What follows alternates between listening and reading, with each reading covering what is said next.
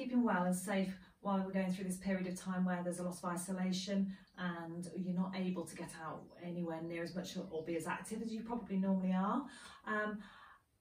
I thought today I'd go through some exercises you can do while you're out on your walk, when you are allowed out, or even for that matter when you're going around in the home, as a little bit of a workout session while you go for your walk.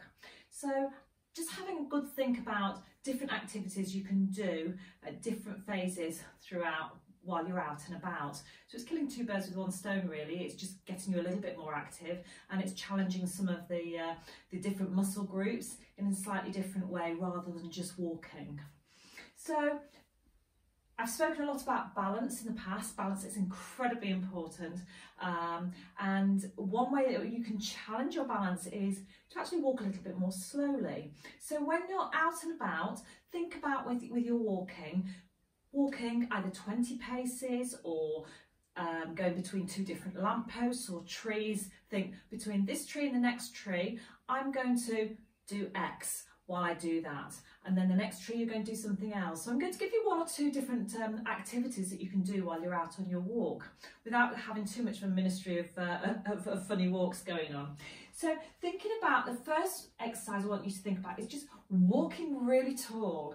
Really think about, I'm going to be a puppet on a string. I'm going to be up so that I'm elongated, so I'm not in this position where the head is way forward in front of the body. Think about your head being stacked up and over your actual body so that you're standing nice and tall. So you've got the weight of the head over the shoulders. So up nice and tall and trying to get a little bit of relax. So opposite arm and leg. If you don't use a stick, if you're using a stick or a walking aid, then again, it goes in the opposite hand to the affected leg and it goes forward at the same time as the affected leg.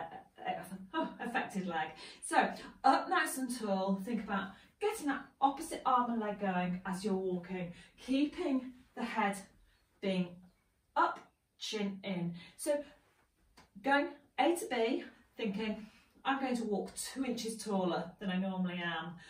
So people see your face rather than the crown of your head as you're approaching them.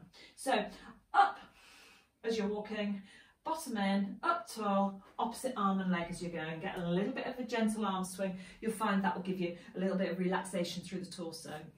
So that's number one. The second one is to think about taking a slightly larger stride than you would normally. So thinking about just striding out that little bit, get the heel down, stride out that little bit, so that again it starts stretching things out, working muscles in a slightly different way than they would normally. So really, really nice exercise. Just think, again, I'm going to go from this lamppost to the next lamppost with doing that extra longer stride. Okay, so next exercise to do is to think about doing a slower walk than you normally would. So thinking about really, just really meandering that, so just take pleasure in having a little look around you as you're doing it, so that you'll find that your balance is very much more challenged when you're walking slowly than when it is at your natural pace. Your natural pace is something that you tend to fall from one foot to the other without too much control.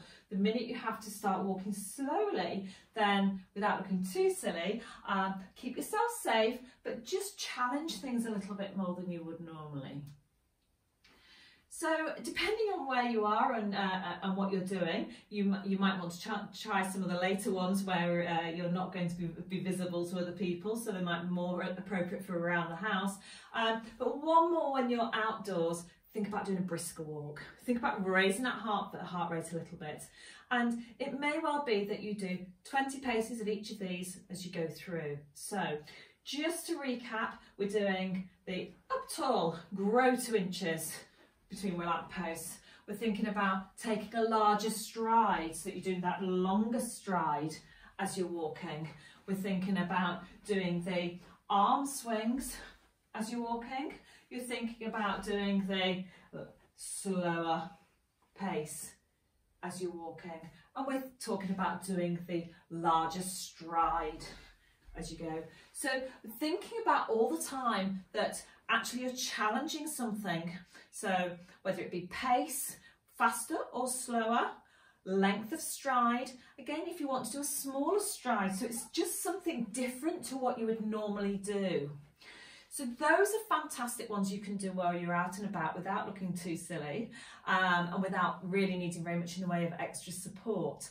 The other ones that you can try, which would be really useful to do, are just working along your work surface at home in the kitchen. Something where you've got something to hold on to. The back of a sofa is another good one where you can just have one hand in contact just in case. Is to try some heel to toe walking as you walk along the work surface. One hand on, and then you can do backwards heel to toe, backwards walking, and sideways walking, so you do your stride and do one foot up to the other rather than doing a crossover to start with. So always one foot up to the other. Start with that one, and then we can start getting more complex as you start getting better. It's going to be a little bit like line dancing. So one foot coming up towards the other. So again, if you're confident and you're happy to do that outside, make sure you're safe. Don't start trying these outside for a first time. Always try them in the kitchen where you've got something to hold on to, because it can take you by surprise. Actually, something you think in here that where you're 21 and you can do it quite easily, actually the reality is things change a little bit. If you haven't done that for a little while, then the brain will take a little bit longer to actually start working to get you back into doing that and coping with it again. So lots of activity you can do when you're not even really putting yourself into an exercise class as such. Then you can be using and activating muscle groups by working them at times when you would otherwise maybe just go into automatic. Start thinking a little bit more about, actually, I'm going to go out and I'm going to do a brisk walk. I'm going to challenge the walking that I'm doing, rather than just making it my 20-minute, half an hour exercise of the day. I'm going to make sure that I make the most of it while you're out and about. So keep safe, keep exercising. It's fantastic you're on board with these videos. Hopefully they're helping you enormously, and I'm going to keep putting up more, so do subscribe, it's all free. Like, comment, if you've got any issues then just drop me a line and I'll get back to you and hopefully answer your questions, and hope you're enjoying it. Keep safe.